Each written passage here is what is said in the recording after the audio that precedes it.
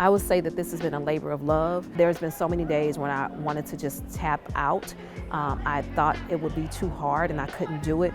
Today is the reason why I do the work. Today, seeing the faces of the parents, connecting with our students, seeing how they're connecting with staff members, and it's so genuine. Hi. How are you? Oh, wait, I thought. We are still heartbroken. I mean, I cannot lie. I just held someone's hand a few seconds ago before I came in. The student was very nervous. She doesn't know if she's going to return.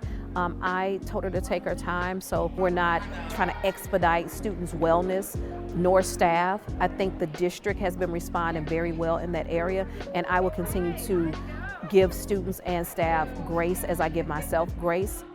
You're like, I know what that cookie is. Awesome. Enjoy. You're so welcome. I haven't asked the students anything, but on Tuesday, I will continue to reiterate how much I love them and how much we've missed them, and just really and instilling in the teachers a spirit of kindness. I'm not asking of anything of the students. The mere fact that they came and that they're showing up is enough for me.